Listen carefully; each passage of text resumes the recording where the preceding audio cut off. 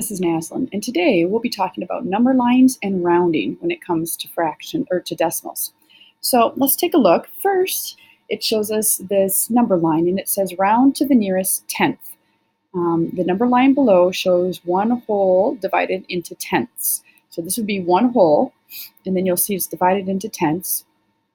And then it even has these little teeny lines here, which show that it's divided into hundredths.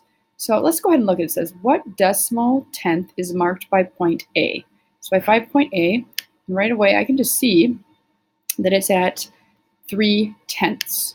Okay, so that was a pretty easy one, right? We just got to look at the number line to be able to figure it out.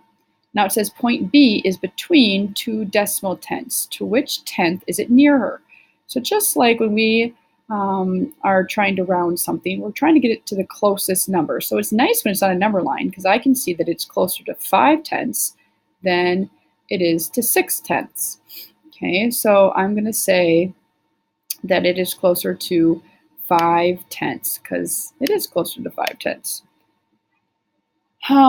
All right, so then if we look at C here, we also see these hundredths line marked.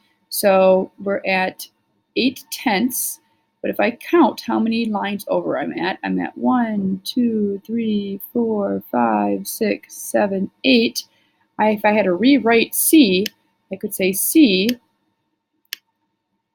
is at 88 hundredths, right? And it's closer to 9 hundredths or to 9/10 than it is to 8/10. We're going to keep practicing that on the next page here. All right, so here you'll see that our numbers are broken up into hundredths. So it says the number line below shows tenths divided into 10 hundredths. Okay, so they have, not only do they have our tenths in here, or it divides it into hundredths. So it says point F is between two decimal hundredths. The space between these hundredths has been divided into thousandths. So just like before, when we saw that it was divided into hundredths, this time they went a step further and they divided it into thousandths. So let's go ahead and figure this one out. It says, what decimal number is marked by point F? So if we zoom in, we know it's between 21 hundredths and 22 hundredths, and we're going to count our lines over. 1, 2, 3, 4, 5, 6, 7, 8 over. So if I was going to rewrite this, I would start off by writing my 21 hundredths, but then I know that it's over 8 spots. So I'm going to add an 8 in the thousandths spot. So now I have 218 thousandths, and that's where the F is. Which tenth is point F closer to? 2/10 or 3/10? So first I'm going to figure out where 2/10 is. 2/10 is way over here, right? And 3/10 is way over here. So where is F closer to? Is it closer to 2/10 or 3/10? Definitely closer to 2/10. All right. Good. We're going to skip the next couple, and we're going to come down here, and we're going to practice rounding. So down here it has us rounding to the nearest tenth. So I always start just like when I round normally. I'm going to underline the tenth spot, and I'm going to look behind. And I look behind, and it's a 2. Remember our rule: if it's 5 or up, you round the number up. If it's below the 5 or below 5, the number stays the same. So in this case, it's below 5. It's a 2. So my 7 is going to stay the same, and they want it to be in the tenth spot. So I'm going to write 7/10. Now here, again, I'm rounding to the tenth spot, so I'm going to underline the 3. I'm going to look next door, and it's a 5. Ooh, if it's 5 or up, I round it up. So this 3 is going to go up by 1, and it's going to become a 4/10. All right. Now, let's go ahead and try this next one, 3 and 46 hundredths.